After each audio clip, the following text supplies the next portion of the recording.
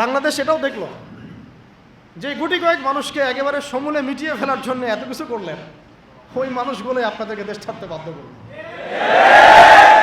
সুবহানাল্লাহ, সুবহানাল্লাহ। দেখেন, আমি কিছু চিন্তা করি মাঝে মাঝে আর কি, যেই শাহবাগ থেকে আপনারা নবীকে গালি দিয়েছেন, হ্যাঁ, যেই শাহবাগ থেকে নাস্তিকতার আন্দোলন হয়েছে, ওই শাহবাগ থেকে এবার আওয়াজ উঠেছে কি খেলাফত।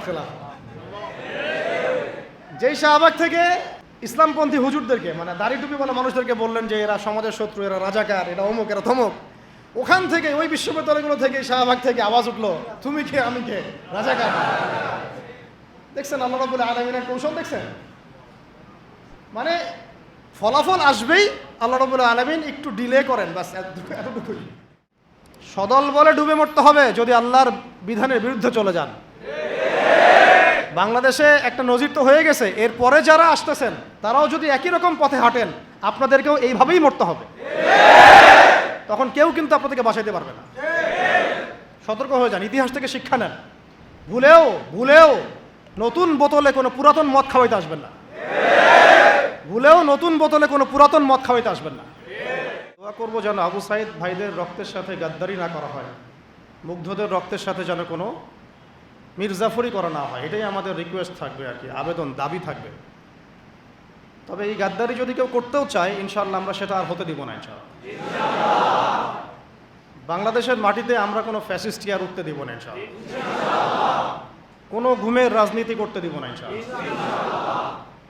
মানে মাঝে মাঝে তো আমার মনে হয় যে এইভাবে বলি যে কেউ যদি এবার গুম করতে আসে, আমরা পাল্টা প্রতিবাদ করে দেখাই দিব কিভাবে গুমকে প্রতিহত করতে হয়। একটা মানুষ যদি অপরাধ করে থাকে, তাকে আপনি লিগ্যাল আইনে বিচার করতে পারেন। সেখান থেকে রাতের অন্ধকারে যাকে তাকে উঠিয়ে নিয়ে চোখ বেঁধে আপনি একটা লাশ কাটার ঘরে ফেলে রাখবেন দিনের পর দিন, খাবার পানির ঠিক ঠিকানা নাই, রিমান্ডের পর রিমান্ড, চোখ বেঁধে, কেউ কাউকে দেখছে না, দিন না রাত কেউ বুঝতে পারে না। এগুলো কি ধরনের মানবতা? কিসের সভ্য যুগ? তাহলে আমরা সভ্যটা হলাম কোথায়? এগুলো তো, আপনারা তো ইসলামকে গালি দেন তথাকথিত সুশীলরা, যে ওটা মধ্যযুগীয় বর্বরতা ইত্যাদি ইত্যাদি, নাউযুবিল্লাহ। হ্যাঁ, এই কথাগুলো শুনেন না, মধ্যযুগীয় বর্বরতা। যখন আমরা বলি যে কোরআনের মধ্যে হাত কাটার বিধান আছে, চোরের হাত কাটার বিধান আছে, কোরআনের মধ্যে ব্যভিচার করলে 100টা বেত্রাঘাতের বিধান আছে, বিবাহিত ব্যক্তি যদি ব্যভিচার করে রজমের বিধান আছে, হত্যার বদলে হত্যা আছে, কিসাস, মানে চোখের বদলে চোখ, কানের বদলে কান, হাতের বদলে হাত, দাঁতের বদলে দাঁত, জানের বদলে জান। তারপরে ডাকাতি করলে ডান দিকের হাত বাম দিকের পা কেটে ফেলার বিধান আছে। কেউ যদি নবী সাল্লাল্লাহু আলাইহি ওয়াসাল্লামকে গালি দেয়, শাতেমে রসুল, তাকে মৃত্যুদণ্ড দিতে হবে, বিধান আছে। কেউ যদি ধর্ষণ করে তাকে মৃত্যুদণ্ড দিতে হবে, এই বিধানগুলো আছে। এগুলোর কথা যদি আমরা এখনকার মিডিয়ার টকশোগুলোতে বলি, তাহলে বলবে না এটা মধ্যযুগীয় বর্বরতা? এতদিন শোনেন না এই কথাগুলো আপনারা? তাহলে এই গুম খুনের রাজনীতি আর কোন যুগের বর্বরতা? এটা কোন যুগের বর্বরতা? আধুনিক যুগের বর্বরতা, তাই না? আধুনিক যুগের প্রাচীন বর্বরতা। এগুলো আবু জেহেলদেরকেও ছাড়িয়ে গেছে আর কি। তো আমরা এক জালেমের জায়গায় আমরা আরেক জালেমকে সহ্য করব না। এই অমানবিক গুম খুনের রাজনীতি বন্ধ করতে হবে। ছাত্রদের পড়াশোনার উপযুক্ত পরিবেশ নিশ্চিত করতে হবে। পড়াশোনার মধ্যে ইসলামী কারিকুলাম ঢোকাতে হবে। সমস্ত রকম নোংরামি, ভণ্ডামি, নষ্টামি এগুলো বন্ধ করতে হবে। এখনকার বাংলাদেশে আমরা ওই ধরনের বিষয়গুলো আর টলারেট করবো না ইনশাআল্লাহ। অনেক হয়েছে, আমি আপনাদেরকে বললে আপনারা চোখের পানি ধরে রাখতে পারবেন না। আমাদের অনেক বোন পর্যন্ত এরকম গুমের এবং হেনস্থার শিকার হয়েছেন, দিনের পর দিন, বছরের পর বছর। বোন, ছেলে মানুষ তো সহ্য করতে পারে, মেয়ে মানুষকে নিয়ে কি করে চিন্তা করেন তাহলে। কোনো শায়েখ, কোনো ওস্তাদ 5 বছর থেকেছেন, কেউ 12 বছর থেকেছেন, 12 বছর, কেউ 5 বছর থেকেছেন, কেউ 7 বছর থেকেছেন। কেউ বের হন, উনি বলতেন, আমাদের এক ওস্তাদ বলতেন যে আমার এক পা তো জেলখানায়, আরেক পা তো বাইরে, মানে যায় আর আসে। তো তাদের তো পরিবার আছে, তাদের স্ত্রী আছে, সন্তান আছে, ছোট ছোট ছেলে মেয়ে আছে। তারা কি মানুষ ছিল না? দেখেন, এই অভ্যুত্থানটাকে আমরা এখন একটা বিষয় খেয়াল করছি যে সবাই প্রশংসা নেওয়ার জন্য উঠে পড়ে লেগেছে, সবাই ক্রেডিট নেওয়ার চেষ্টা করছে। আমার ক্রেডিট, আমি মাস্টার মাইন্ড। জি না, এখানে মাস্টার মাইন্ড আল্লাহ রাব্বুল আলামিন। এখানে একক কোনো ব্যক্তির কৃতিত্ব নাই। এটাকে পশ্চিমা বিশ্বের সামনে এইভাবে আপনি প্রেজেন্ট করতে পারেন না যে এখানে এই কয়েকজন মানুষের ভূমিকায় আজকে এই ফলাফল এসেছে না। এখানে প্রত্যেকটা ভাইয়ের কন্ট্রিবিউশন আছে, এমনকি যে ফেসবুকে পোস্ট দিয়েছে তারও একটা কন্ট্রিবিউশন এখানে আছে। ওই সময় পোস্ট দিলেও ধরা পড়তে হতো, যে পোস্ট দিত তাকে উঠাই নিয়ে চলে যেত। ইন্টারনেট নাই, কি হচ্ছে আমরা বুঝতে পারছি না, কাকে উঠাচ্ছে, কাকে নিয়ে যাচ্ছে, ইত্যাদি ইত্যাদি। তো আফসোসের ব্যাপারটা হচ্ছে আমি অবজার্ভ করছি যে আমাদের স্বাধীনতা আবার হাইজ্যাক হয়ে না যায় আর কি। এই স্বাধীনতা যেন আবার হাইজ্যাক হয়ে না যায়। আপনারা খুব সচেতন থাকবেন। আল্লাহ পাক আপনাদেরকে বুদ্ধিদীপ্ত একটা প্রজন্ম দিয়েছেন আলহামদুলিল্লাহ, এবং আমরা আশা করছি যে ইনশাআল্লাহ আপনাদের দ্বারাই হবে। ইনশাআল্লাহ আমাদের দ্বারাই হবে ইনশাআল্লাহ। এখন বরেণ্য ওলামায়ে কেরামদের সাথে আমাদের সমন্বয় আছে, প্রত্যেকটা বিশ্ববিদ্যালয়ে আলোচনা হচ্ছে, কথা হচ্ছে। শুধু প্রয়োজন একটা নির্দিষ্ট লক্ষ্যে গোছানো কাজ, এবং সমস্ত ত্যাগের লক্ষ্য উদ্দেশ্য নিয়াতটাকে বিশুদ্ধ করা। কোনো দুনিয়াবি স্বার্থে আমরা এই কাজগুলো করব না, শুধুমাত্র এক আল্লাহর সন্তুষ্টির জন্য করবো ইনশাআল্লাহ। কোনো দুনিয়াবি মানে স্বার্থ হাসিলের উদ্দেশ্যে আমরা এই সংগ্রামে লিপ্ত হব না, বরং আমরা আল্লাহ পাকের জমিনে আল্লাহর দ্বীন প্রতিষ্ঠার সংগ্রামে লিপ্ত হব ইনশাআল্লাহ। এখানে যে ভাইরা যে ব্যানারে কাজ করতেছেন করুক, যে কোনো ব্যানারে কাজ করতেছেন করুক, উদ্দেশ্য থাকবে একটাই, যে আমরা সবাই চাই আল্লাহ পাকের জমিনে আল্লাহর দ্বীন প্রতিষ্ঠা হোক। এটা প্রতিষ্ঠা না হলে যত পশ্চিমা তন্ত্রমন্ত্র আছে, আপনারা আমার চেয়ে অনেক ভালো জানেন, এই কমিউনিজমের কথাই বলেন, সোকল্ড এই ডেমোক্রেসির কথাই বলেন, সেকুলারিজমের কথাই বলেন, যত মতবাদ, এগুলো চূড়ান্ত সফলতা এবং চূড়ান্ত জাস্টিস আপনাকে কখনো দিবে না। এগুলো দিন শেষে দেখবেন যে ওই জালেমের পক্ষেই রায় প্রদান করার জন্যে এটা একটা ম্যানমেড তন্ত্রমন্ত্র। এই যে মেয়েটার কথা বলছি, ও তখন অনেক ছোট, আমার সাথে ওর খুব, ও আমার ছেলে তো খুব, মানে আমি যখন ছিলাম না তখন ওর আম্মা বলে আর কি, যখন পরে আসছি তখন বলছে যে রাত্রেবেলা আমার ছবি নিয়ে থাকতো আর বলতো যে তোরা আমার বাবাকে নিয়ে গেছিস, তোদেরকে মাইক দিব। এই ইমোশনগুলোকে আপনারা বুঝতে পারবেন, কেউ বুঝতে পারবেন। এরকম আমাদের অনেক ভাই 5 বছর 7 বছর, কেউ তো এমন হয়েছে 10 বছর ওখানেই ওই অবস্থায়, তারপরে তাকে ওই ক্রসফায়ার দিয়ে মাটির তলে পুঁতে ফেলা দিয়েছে, শেষ। একটা কথা বলতে চাচ্ছি যে এখানে আমরা ক্রেডিট নেওয়ার জন্য কেউ যেন প্রতিযোগিতায় লিপ্ত না হই। এখানে প্রশংসা পাওয়ার যোগ্য সে প্রত্যেকটা মানুষ যারা এখানে কোনো না কোনোভাবে কন্ট্রিবিউট করেছে। এই আগুনটা একদিনে জ্বলে ওঠে নাই, এই আগুনটা জ্বলার পিছনে একটা দীর্ঘদিনের জুলুমের ফলেই মাজলুমের পক্ষ থেকে এই আগুনটা জ্বলে উঠেছে। তো আমরা একটু মূল আলোচনায় আসবো, এবং আপনাদের উদ্দেশ্যে আমি কি আলোচনা করব এটা ভাবছিলাম। আর এখানে যতবার আমরা যাওয়া আসা করতেছি একটা কথাই খালি মনে পড়ছে যে এটাই সেই জায়গা যেখানে আমাদের ভাই এভাবে জীবন দিয়েছে, সারা দুনিয়ার মানুষ এটা দেখেছে। এখন আসেন মূল আলোচনায় আসি। আমরা আপনাদেরকে একটা মেসেজ দিতে চাই। জীবন দেয়ার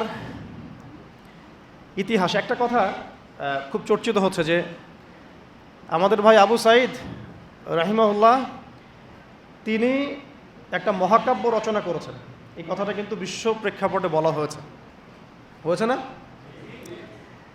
কিন্তু এইরকম মহাকাব্য পবিত্র কোরআনে এবং হাদিসে এবং নবী সাল্লাল্লাহু আলাইহি ওয়াসাল্লামের সিরাতে এরকম অগণিত মহাকাব্যের ঘটনা আছে।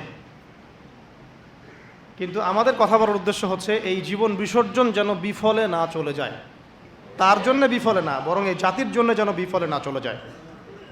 কেউ যেন আমাদের ভাইদের রক্তের উপর সিঁড়ি বানিয়ে তার স্বার্থ উদ্ধারের মঞ্চ তৈরি করতে না পারে। এটাই আমাদের মূল আলোচনা। আপনাদেরকে শুরুটা বলছি এখান থেকে। দেখুন, আজকে থেকে হয়তো হাজার হাজার বছর আগে, আমি খালি পয়েন্টগুলো একটু টাচ করে যাব, বাকিটা আপনারা পড়বেন, বাসায় গিয়ে স্টাডি পড়বেন ইনশাআল্লাহ আরও অনেক জ্ঞান আপনারা হাসিল করতে পারবেন ইনশাআল্লাহ। আমি শুধু জাস্ট পয়েন্টগুলোকে আপনাদেরকে ধরাই দিব, বাকি পড়াশোনা আপনাদেরকে করতে হবে। হাজার হাজার বছর আগে এরকম জীবন দিয়ে মহাকাব্য রচনার একটা ইতিহাস হয়েছিল। প্রথম এই ইতিহাস রচনা করেছিলেন আদম আলাইহিস সালামের পুত্র হাবিল। আদম আলাইহিস সালামের পুত্র হাবিল, সূরা মাঈদার মধ্যে পাবেন, পড়ে নিন। কিসের কারণে হাবিলের কুরবানি কবুল হচ্ছে, কাবিলের কুরবানি কবুল হচ্ছে না? কাবিল হাবিলের প্রতি প্রচণ্ড হিংসাত্মক, যদিও সে নবীর সন্তান। শয়তান এখানেই কাজ করে ভাইয়ে ভাইয়ের মধ্যে। এখনও যেটা হয়ে গেল বাংলাদেশে, আমরা কিন্তু সবাই কালিমা পড়া মুসলমান, তারপরেও কিন্তু একে অপরের বিরুদ্ধেই দাঁড়াতে হলো। হিংসা, জুলুম, বিদ্বেষ, অনেক কারণ থাকে মাঝখানে কনফ্লিক্টের। এটা ক্রাইসিস অফ কনফ্লিক্ট। এখন কাবিল যখন হাবিলকে হত্যা করতে চাচ্ছে, তখন হাবিল বলছে যে তুমি যদি আমাকে হত্যা করার জন্য হাত বাড়াও, আমি তোমাকে হত্যা করার জন্য আমার হাত বাড়াবো না। ঘটনাটা কি আবু সাইদের সাথে মিলে? তুমি যদি আমাকে হত্যা করার জন্য হাত বাড়াও, আমি তোমাকে হত্যা করার জন্য হাত বাড়াবো না। তুমি শ্যুট করলে আমিও শ্যুট করছি না। কাবিল হাবিলকে হত্যা করে ফেলল। হাবিল কোনো প্রতিবাদ করল না। নবী করিম সাল্লাল্লাহু আলাইহি ওয়াসাল্লাম বলেছেন, পৃথিবীতে যত খুন হবে কিয়ামত পর্যন্ত, মনোযোগ রাখেন, পৃথিবীতে কিয়ামত পর্যন্ত যত খুনের ঘটনা ঘটবে, সমস্ত খুনের পাপের একটা অংশ কাবিলের আমলনামায় যুক্ত করা হবে। এখানে কে সফল? মহাকাব্য কে রচনা করেছে, হাবিল না কাবিল? আল্লাহ পাক আমাদেরকে শিক্ষা নেওয়ার তৌফিক দান করে। নূহ আলাইহিস সালামের যুগে নূহ আলাইহিস সালামের একজন সন্তান, সে ঈমান নিয়ে আসে নাই। বাবা তাকে ডাকছেন, আল্লাহর গজব চলে আসবে, তুমি তাড়াতাড়ি নৌকায় উঠো। সে বলছে যে আমি নৌকায় উঠবো না, আমি ওই পাহাড়ের উপর উঠে যাব। ইয়াসিমুনি মিনাল মা, পাহাড় আমাকে পানি থেকে বাঁচাবে। নূহ আলাইহিস সালাম পিতা হয়ে ব্যাকুল আর্তনাদ, বাবা আজকে এই আযাব কাউকে বাঁচাতে পারবে না, তাড়াতাড়ি নৌকায় উঠো। তো সে নৌকায় উঠলো না, জীবন সেও দিল। এবং নূহ আলাইহিস সালাম কান্নাকাটি করছেন আল্লাহর কাছে, আল্লাহ ইন্নাহু মিন আহলি, সে আমার পরিবারের একজন, তাকে মাফ করে দাও। আল্লাহ রাব্বুল আলামিন বলছেন লাইসা মিন আহলিক, সে তোমার পরিবারের কেউ না। এখানেও নূহ আলাইহিস সালামের পুত্র, নবীর সন্তান জীবন দিলেন, কিন্তু মহাকাব্য রচিত হলো না। কথা কি বুঝতে পারছেন? মহাকাব্য রচিত হলো না। আমরা যদি একটু ইব্রাহিম আলাইহিস সালামের দিকে তাকাই, তাকে ডেকে নিয়ে আসা হচ্ছে রাজদরবারে, বলো তোমার খোদাকে, তোমার আল্লাহকে। ইব্রাহিম আলাইহিস সালাম বলছেন, আমার আল্লাহ তিনি যিনি জীবন দেন, মৃত্যু দেন। তখন সেই বাদশাহ, জালেম বাদশাহ, আমি তুলনা করতে চাচ্ছি না কারোর সাথে, সেই জালেম বাদশাহ বলল যে আনা উহয়ি ওয়া উমীত, আমিও তো জীবন দিই আর মৃত্যু দেই। কিভাবে? সে একজন খুনের আসামি, তাকে ডেকে নিয়ে ছেড়ে দিল, এই যে জীবন দিলাম। আর এক নিরপরাধ মানুষকে ডেকে এনে হত্যা করলো, এই যে মৃত্যু দিলাম। আমাদের প্রশাসনের মতো অনেকটা। হ্যাঁ, আচ্ছা, আমরা পরিবর্তন চাই। এরকম যদি সিলসিলা চলতে থাকে, তাদেরকেও ছাড় দিব না ইনশাআল্লাহ। এবার তারা খুব ভালো করে জানে, ছাড় না দিলে ওইটা না দেওয়ার মতো ক্ষমতাও বাংলার জনগণের আছে।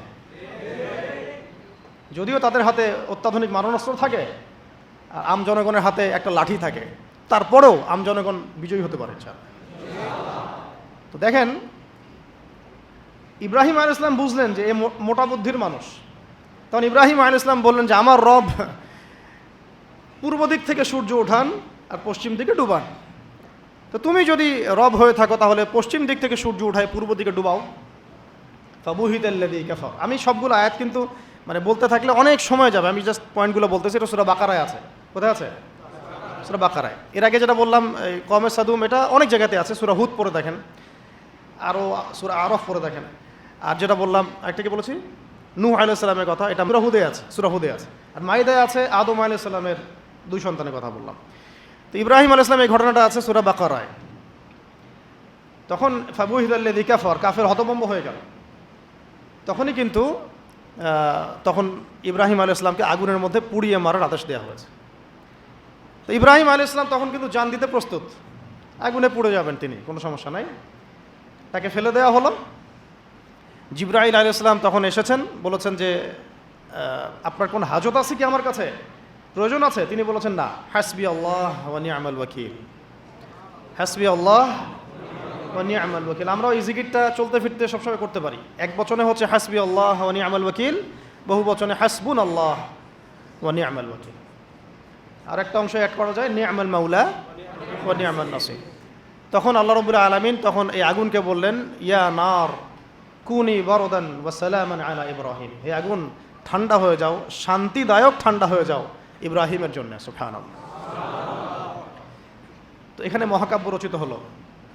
তার সন্তান ইসমাঈল আলাইহিস সালাম ছোট্ট বালক, হয়তো এই ছেলেটার সমান হবে 10-12 বছর, ডেকে নিয়ে এসে বলছেন, বাবা ইন্নী আরা ফিল মানামি আন্নী আযবাহুক, আমি স্বপ্নে দেখেছি যে আমি তোমাকে জবাই করছি। ফানজুর মাযা তারা, তোমার রায় কি আমাকে বলো, তোমার কি খেয়াল। সূরা সাফফাতের মধ্যে আছে, সূরা ইয়াসিনের পরে সূরা।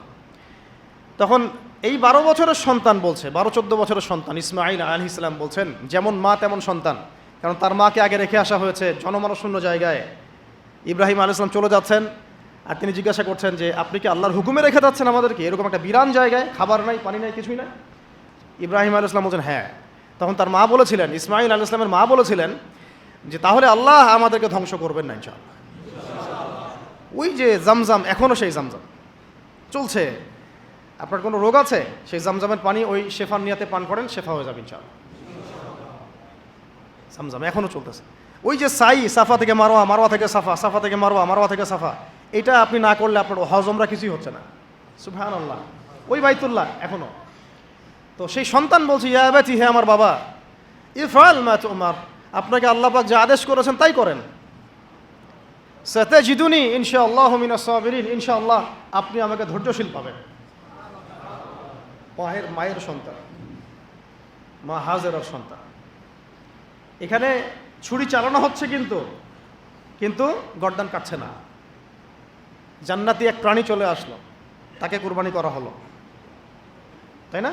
সেই কুরবানির স্মৃতি আমরা এখনও ঈদুল আজহায় সেটাই করছি, হজে সেটাই করছি, কিয়ামত পর্যন্ত সেটা চলতে থাকবে। এখানে জীবন দেওয়ার প্রত্যয়টা মহাকাব্যে পরিণত হয়েছে, হয় নাই?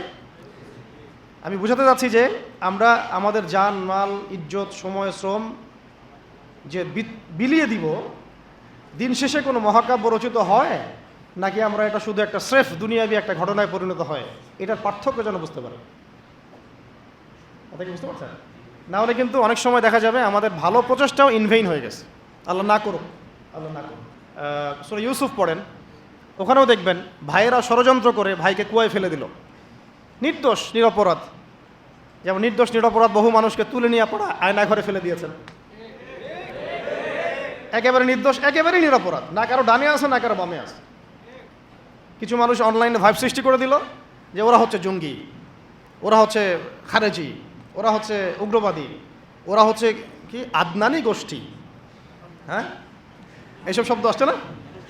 এই মানুষগুলোর জন্য আমাদেরকে হ্যারাসমেন্টটা পোহাতে হচ্ছে।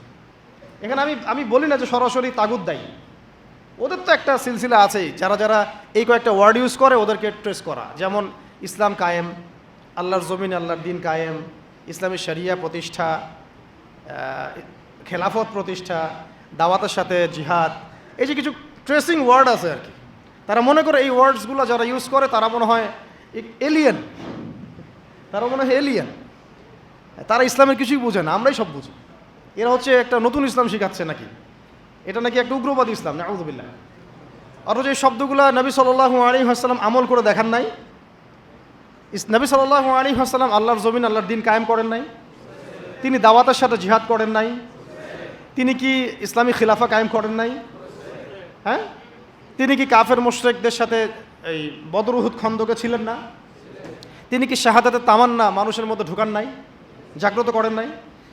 দেখেন বাংলাদেশে এই যে কনফ্লিক্টটা হলো, এটাও তো একটা কনফ্লিক্ট হয়েছে, তাই না? এখানে আমাদের ভাইরা যেমন জীবনও দিয়েছে, তাদের পক্ষের কিছু ভাই কি মারা যায় নাই? তারা কি ছাত্র জনতার হাতে মরে নাই? বলেন। দেখেন গণতান্ত্রিক ভাষায় এটাকে নিয়ে কিন্তু কেউ সমালোচনা করতেছে না, করতেছে? কিন্তু এইটাই যদি আমরা বলতাম যে সিরাতের আলোকে নবী সাল্লাল্লাহু আলাইহি ওয়াসাল্লাম দাওয়াতও দিয়েছেন, ক্ষেত্র বিশেষে জিহাদও করেছেন, তখন আমাদেরকে উঠাই নিয়ে চলে যাবে। সেম জিনিস। আপনি তো কনফ্লিক্টেই গেলেন, এখানেও তো মারলেন, এখানেও মারলেন, এখানেও মরলেন। আমরা বলছি না যে এই মুসলিম কান্ট্রিতে, বাংলাদেশের এই চলমান প্রেক্ষাপটে এই কান্ট্রিতে ওই রকম সশস্ত্র জিহাদের প্রেক্ষাপট তৈরি হয়েছে, এটা আমরা বলবো না, বললে ভুল হবে। এরকম প্রেক্ষাপট বাংলাদেশে এখনও তৈরি হয় নাই, এখন তৈরি হয় নাই। হ্যাঁ, যদি কোনো কুফার আমাদেরকে অ্যাটাক করে তখন তৈরি হবে, ঠিক আছে? আমরা চাচ্ছি না এটার জন্য কেউ প্রত্যাশী থাকুক, এটাও ঠিক না, কিন্তু বাংলাদেশে ওই প্রেক্ষাপট তৈরি হয়নি। কিন্তু সিরাতের পুরো বিষয়টা মানুষের মধ্যে জানা দরকার আছে না নাই? যেমন বাংলাদেশের মানুষ নামাজ শব্দ চিনে, রোজা শব্দ চিনে, হজ জাকাত এতটুকু চিনে, কিন্তু এরা শরিয়া আইন বুঝে না, খিলাফা বুঝে না, দাওয়াত জিহাদ এগুলো বুঝে না, তাই না? আমর বিল মারুফ নাহি আনিল মুনকার অনেকে বুঝে না, পূর্ণাঙ্গ ইসলাম ইকামতে দিন এটা তারা বুঝে না, কিন্তু নামাজ শব্দ তারা পরিচিত, চোরের হাত কাটতে হবে এটা তারা পরিচিত না। আর কিছু মানুষ আছে যারা শরিয়া চায় না এই কারণেই যে শরিয়া যদি বাস্তবায়িত হয় তাহলে তারাই ব্যক্তি জীবনে পাপ করতে পারবে না, এই জন্য তারা শরিয়া চায়।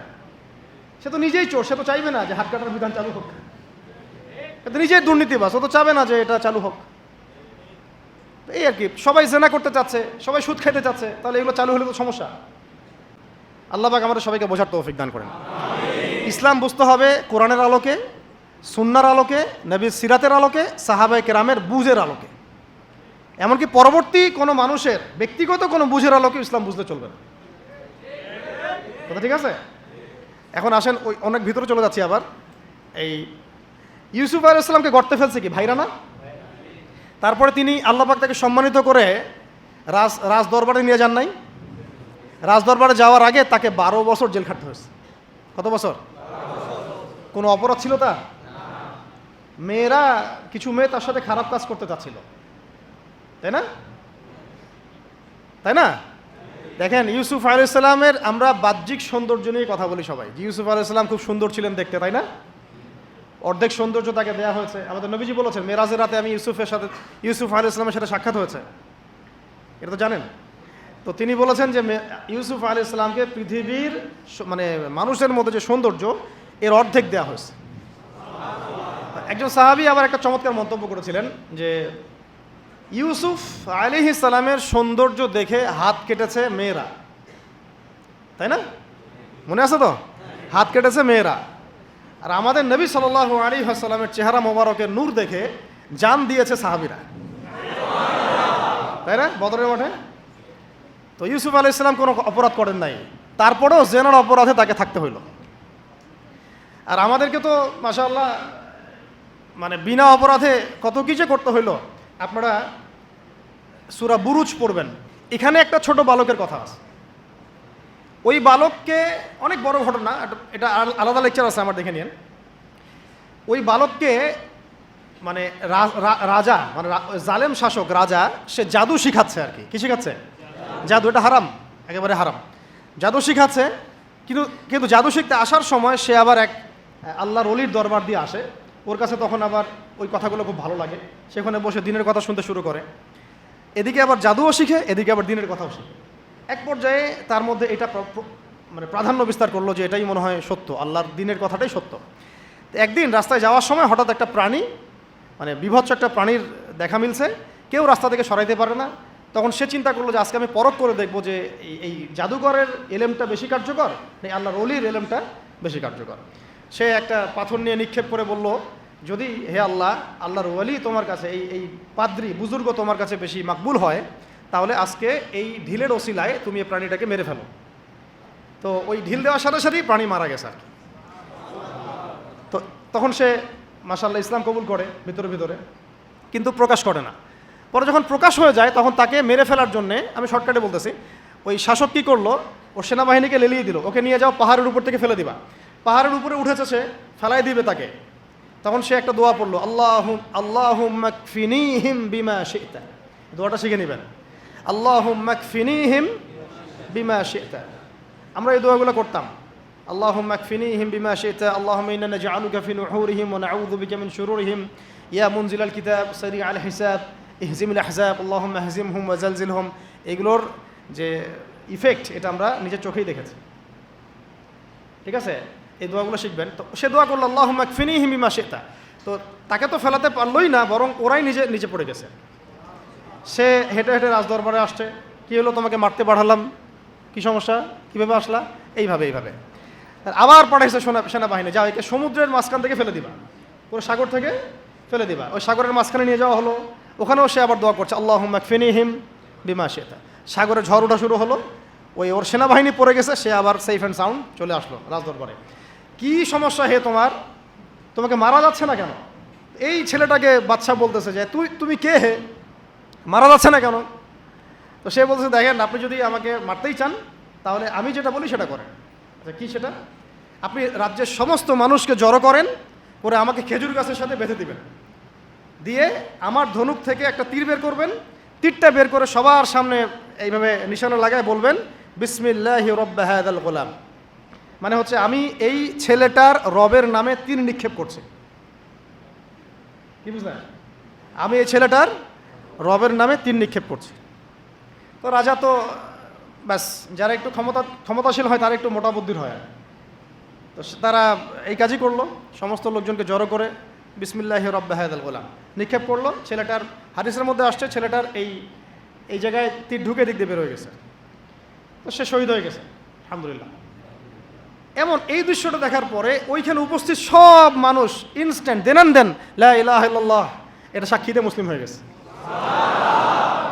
তাহলে মহাকাব্য রচিত হলো। তো তখন এই রাজার তো মাথা খারাপ, আরে একজনকে নিয়ে পারি না এবার সবাই। তখন ওইখানেই গর্ত খোঁড়া হয়েছে, গর্ত খুঁড়ে সবাইকে আগুনের মধ্যে নিক্ষেপ করা হয়েছে। এই ঘটনার নাম আসহাবুল উখদুদ। আসহাবুল, সূরা বুরুজের মধ্যে পাবেন। মহাকাব্য রচিত হয় না? ওই সময় এক মায়ের একটা সন্তান, হ্যাঁ, মা লাফ দিবে আগুনে, কিন্তু সন্তান আছে, সে হেজিটেট ফিল করতেছে। ওই যে সন্তান, এই দুধের বাচ্চা তখন কথা বলে উঠে যে মা তুমি চিন্তা করো না, মা তুমি চিন্তা করো না, তুমি লাফিয়ে পড়ো আগুনে, ইনশাআল্লাহ আগুনের পরেই জান্নাত আছে। তো এরকম ঘটনা আরও ঘটছে। ফেরাউনের দাসী ওই যে আসিয়া, নাম মনে আছে তো? অনেকে আসিয়া আবার অনেকে অন্য নামও বলে। তার সন্তানকে এভাবে গরম তেলে ফেলে দেওয়া হয়েছিল, এবং তাদের সেই যে মাকবারা, কবর, সেখান থেকে নবী সাল্লাল্লাহু আলাইহি ওয়াসাল্লাম তার যে জান্নাতের ঘর, আল্লাহ পাক তাকে জান্নাতের ঘর দিয়েছেন, ওই ঘরের যে ঘ্রাণ, এটা নবী সাল্লাল্লাহু আলাইহি ওয়াসাল্লাম মেরাজের রাতে পেয়ে এসেছেন। সুবহানাল্লাহ। এগুলো কিন্তু মহাকাব্য রচিত হয়েছে। ফেরাউনের দাসী মহাকাব্য রচনা করেছেন। আসহাবুল উখদুদের এই বালক মহাকাব্য রচনা করেছেন। ওই উখদুদের সেই মানুষগুলো মহাকাব্য রচনা করেছেন, তারাও জীবন দিয়েছেন, তাদের জীবন দেওয়া ব্যর্থ হয় নাই। হয়েছে না? এরকম আরও অনেক হিস্ট্রি আছে, একটা একটা করে বলতে গেলে অনেক। একটা কথা মনে পড়লো যে সূরা ইয়াসিন আপনারা পড়েন না অনেকেই? সবাই সকালবেলা সূরা ইয়াসিন পড়বেন, আমলটা করবেন। ফজরের নামাজের পরে সূরা ইয়াসিন পড়ার অভ্যাস করেন। আমি তো বলি সূরা ইয়াসিন মুখস্থ করে ফেলেন। কিছু কিছু বিষয়ে নবীজি চাইতেন যে উম্মার কলিজার মধ্যে থাক। তার মধ্যে সূরা মুলক আছে, তিনি চাইতেন সবার যেন এটা হিফজ থাকে। সূরা ইয়াসিন একটা অনবদ্য সূরা, এটা আপনার যে কোনো হাজতও পূরণ করতে পারে ইনশাআল্লাহ, আপনি আল্লাহর হেফাজতে থাকবেন। তো এখানে দেখবেন পড়তে পড়তে পড়তে এক জায়গায় পাবেন যে একটা করিয়া, মানে গ্রামের মধ্যে 3জন ব্যক্তিকে আল্লাহ পাক নবী করে পাঠিয়েছে একই সাথে, মানে একই সাথে 3জন নবী একটা এলাকার মধ্যে। ঠিক আছে? তো তারা দাওয়াতি কাজ করছিলেন। তো দাওয়াত অনেকে, বেশিরভাগই কবুল করছিল না, কিন্তু দূর থেকে একজন লোক দৌড়ে আসছে ইসলাম কবুল করার জন্যে, বা সে আগেই হয়তো কবুল করেছিল, দৌড়ে এসে কওমকে বলছে যে হ্যাঁ আমার কওম, এই রাসূলের অনুসরণ করো, তারা তোমাদের কাছে কোনো আজর চাচ্ছে না, রাসূলের অনুসরণ করো। তো এই ব্যক্তির নাম হচ্ছে হাবিবে নাজ্জার। হাবিবে নাজ্জার, এটা নিয়ে আমার আলাদা লেকচার আছে, ওইখানে সবগুলো আয়াতগুলো ব্যাখ্যা করেছে, এই জন্য এখানে বললাম না। শর্ট করে বলতেছে, হাবিবে নাজ্জারকে তারা হত্যা করে, এবং তাকে হত্যা করার পরপরই, মানে সাথে সাথেই আল্লাহ রাব্বুল আলামিন তাকে জান্নাতে তার থাকার জায়গা দেখায় দেয়, এবং সে বলে যে ইয়া লাইতা কওমি ইয়ালামুন, হায় আমার কওম যদি জানতো যে আজকে আমি কত সফল। হয়তো আমাদের শহীদ ভাইরা এই কথাই বলতেছে যে আমাদের কওম যদি জানতো যে আজকে আমরা কত সফল। তো এই হাবিবে নাজ্জারের জীবন দেয়াটা কিন্তু মহাকাব্যে পরিণত হয়েছে। আসহাবুল কাহফও জীবন না দিলেও তারাও কিন্তু তাদের পুরো সভ্যতা থেকে বেরিয়ে গিয়েছিলেন। একটা শিরকে পরিপূর্ণ সভ্যতা, জুলুমের পরিপূর্ণ সভ্যতা থেকে তারা বেরিয়ে গিয়েছিলেন। আল্লাহ পাক তাদেরকে 309 বছর ঘুম পাড়িয়ে রেখেছেন। এখান থেকে আমরা বুঝি যে আপনি যদি আল্লাহর প্রতি পূর্ণ তাওয়াক্কুল করেন, ঈমান আনেন, আল্লাহ পাক ঘুমের মধ্যেও আপনাকে সাহায্য করতে পারবেন। তারা ঘুমিয়েছিল যখন, আল্লাহ রাব্বুল আলামিন ফেরেশতাদেরকে দিয়ে তাদের পাশ পরিবর্তন করিয়েছেন, ডান থেকে বামে, বাম থেকে ডানে। ঘুমিয়ে থাকলে আল্লাহ পাক আপনাকে ফেরেশতা দিয়েও সাহায্য করতে পারেন যদি আপনি হকের উপরে থাকেন। তারাও কিন্তু জীবন বিসর্জন দিল, এটা কিন্তু মহাকাব্যে পরিণত হয়েছে। শুধু মহাকাব্য না, তাদেরকে যখন 309 বছর পর জাগ্রত করা হয়, তখন এমন একটা সম্প্রদায়ের উপর জাগ্রত করা হয়েছে যেই সম্প্রদায় আল্লাহকে বিশ্বাস করতো, কিন্তু পরকালে রেজারেকশন যেটা হবে, পুনরুত্থান, এইটাতে বিশ্বাস করতো না। 309 বছর আগের এই কয়েকজন মানুষকে দিয়ে আল্লাহ পাক 309 বছর পরের একটা সভ্যতাকে হেদায়েত দিয়ে দিয়েছে। তাহলে মহাকাব্য রচিত হয় নাই? আল্লাহ আমাদেরকে বোঝার তৌফিক দান করুন। নবী মুসা আলাইহিস সালাম ফেরাউনের যে কবল, এখান থেকে নাজাত দেওয়ার জন্য মুসা আলাইহিস সালামকে আল্লাহ পাক পাঠান নাই? তার ভাই হারুন আলাইহিস সালাম তার সাথে ছিলেন। দেখেন, ফেরাউন কিন্তু জানতো, তাকে ভবিষ্যৎবাণী করা হয়েছিল একজন বালকের জন্ম হচ্ছে শীঘ্রই, তোমার রাজপ্রাসাদ একদম কাঁপাই দিবে। কিন্তু তখন কিন্তু সে কি শুরু করলো? সব ছোট ছোট বাচ্চাদেরকে হত্যা করা শুরু করলো। ইউযাব্বিহুনা আবনাআকুম, বলেন আরেকটা কি? ওয়াইয়াসতাহইয়ুনা নিসাআকুম। পড়তে হবে, পড়াশোনা করতে হবে ভাই, যেন আমরা একটা টাচ করলে শব্দ আপনি বুঝতে পারেন কোন সূরায় আছে। কোরআনকে আপনার মেইন সাবজেক্ট করতে হবে। দাবি তোলেন যে কোরআনের শিক্ষা, মানে কোরআন সাবজেক্টটাকে প্রত্যেক বিশ্ববিদ্যালয়ে ম্যান্ডেটরি করা হোক, কোরআনের আলাদা ফ্যাকাল্টি খোলা হোক। সিরাত এবং অ্যাটলিস্ট হাদিস, উসুলের কথা নাই বা বললাম, অ্যাটলিস্ট হাদিস সিরাত ইসলামের ইতিহাসের পাশাপাশি প্রত্যেকটা বিশ্ববিদ্যালয়ে আলাদা ফ্যাকাল্টি খুলে খুলে পড়ানোর ব্যবস্থা করা হোক। আমরা শুধুমাত্র একমুখী শিক্ষা চাই না, আমরা শিক্ষা ব্যবস্থার মধ্যে সংস্কার চাই এবং দ্বিমুখী শিক্ষার এই যে মেরুকরণ, এর সমন্বয় চাই। অন্যথায় দেখবেন সংগ্রাম ঠিকই করতেছেন, এদিকে আবার মেয়ে নিয়ে ডেটিংও করবেন। কি লাভটা হলো বলেন আমাকে? এখানে তো জেনা করতেছেন, সংগ্রাম হচ্ছে, কিন্তু এদিকে নামাজ পড়তেছে না। বুঝতে পারেন কথা? সংগ্রামে আপনি আছেন, বিপ্লবে আছেন, অভ্যুত্থানে আছেন, নামাজে নাই, হ্যাঁ, কোরআনের তিলাওয়াতে নাই, দার্সে নাই। তাহলে ওইটা দুনিয়াবি একটা বিপ্লব হবে। আপনার চেতনা আমাদের দুনিয়া থাকবে, কিন্তু আখেরাতের কোনো চেতনা থাকবে না। আমি এখান থেকে আস্তে আস্তে এখন শেষের দিকে আসতেছি, আপনাদেরকে দেখাবো কিছু মানুষের রচিত মহাকাব্য যারা দুনিয়ার উদ্দেশ্যে মহাকাব্য রচনা করেন নাই, শুধুমাত্র এক আল্লাহকে রাজি খুশি করার জন্য করেছেন, এবং কিয়ামত পর্যন্ত মানুষ তাদেরকে মনে রাখবে। এতক্ষণ যেগুলো বললাম সেগুলো তো কোরআনিক অনেক, মানে নবীদের ঘটনা থেকে বললাম, এবং কিছু ভিতরের ঘটনা থেকে বললাম। এই পার্টটা একটু মনোযোগ দিবেন। তার আগে আমি মুসা আলাইহিস সালামের কথা শেষ করে নেই। মুসা আলাইহিস সালামকে হত্যার চেষ্টা করা হয়েছিল, তার মা তাকে সিন্ধুকে ভাসিয়ে দিয়েছিলেন, মনে আছে? ফেরাউনের স্ত্রী, সে ওই সিন্ধুক থেকে বাচ্চা নিয়ে মুসা আলাইহিস সালামকে নিয়ে ফেরাউনের ঘরে ঢুকলো। যেই বাচ্চাকে মারার জন্য এতগুলো বাচ্চাকে ফেরাউন হত্যা করলো, সেই বাচ্চাকে বড় করলেন আল্লাহ রাব্বুল আলামিন সেই ফেরাউনের বাসায়।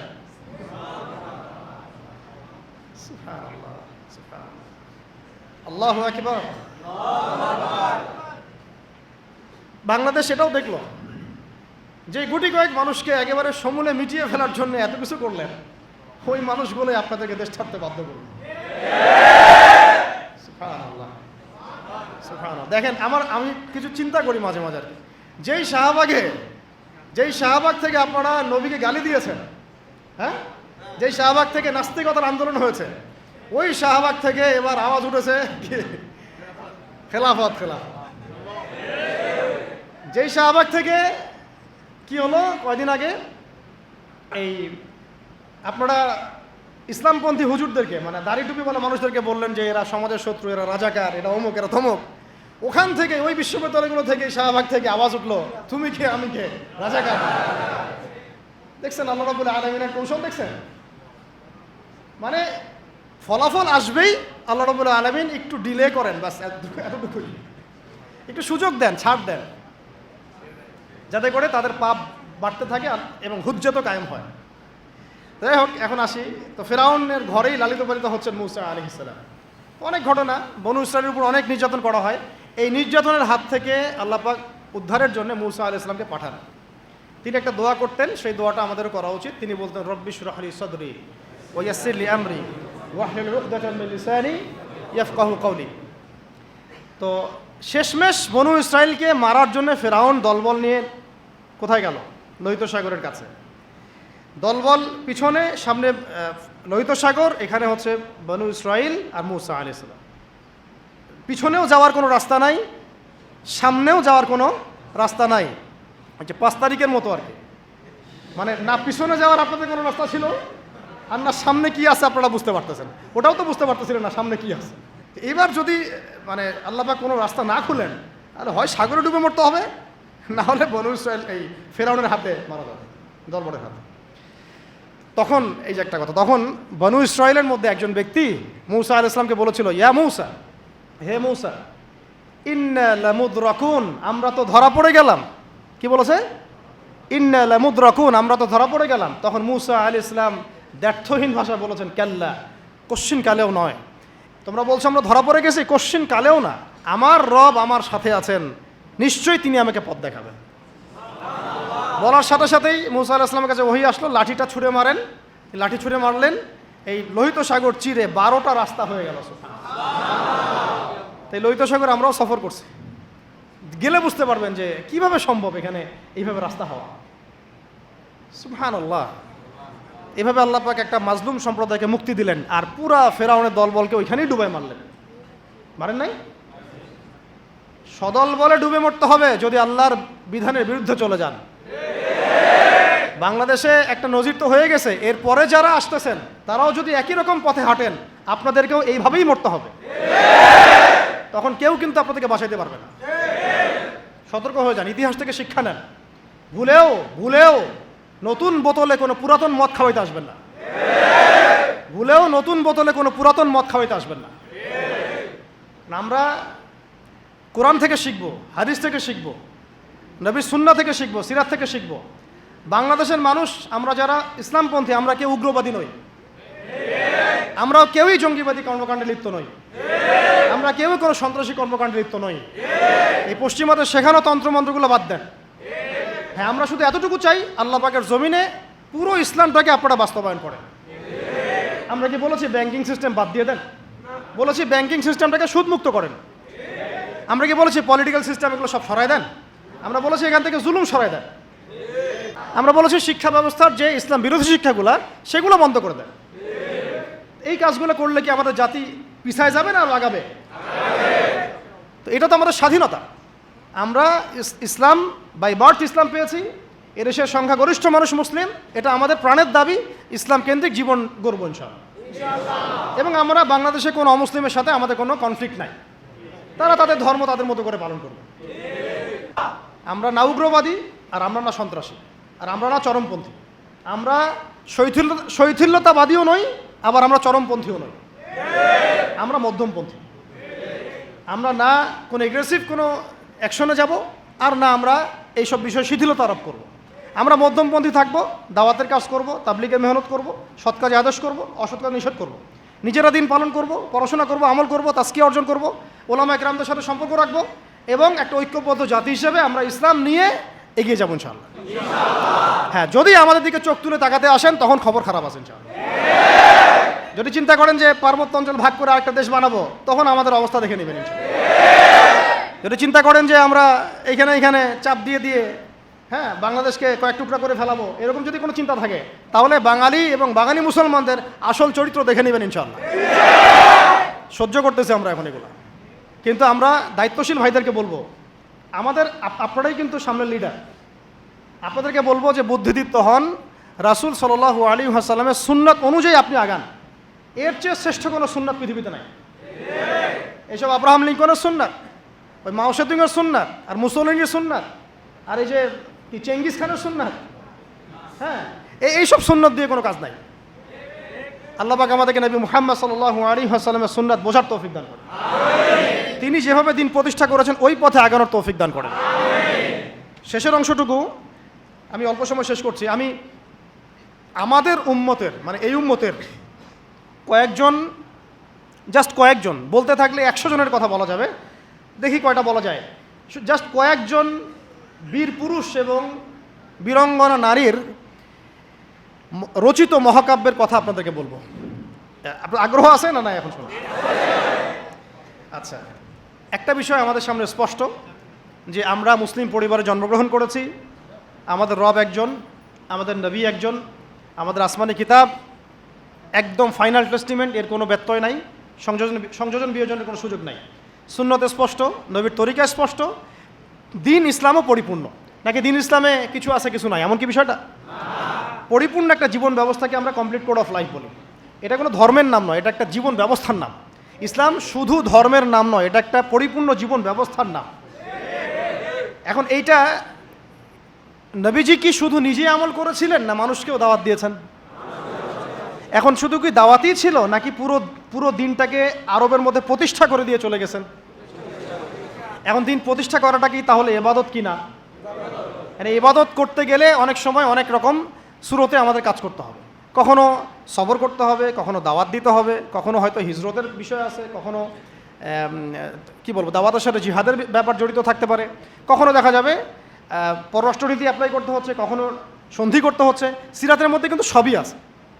পুরো সিরাতটা আপনারা পড়বেন, এটা আমার রিকোয়েস্ট, যে আগামী 1 মাসের মধ্যে 1 মাস সময় নেন, আল্লাহ চাইলে 1 মাস পরে আবার বসবো ইনশাল্লাহ আমরা।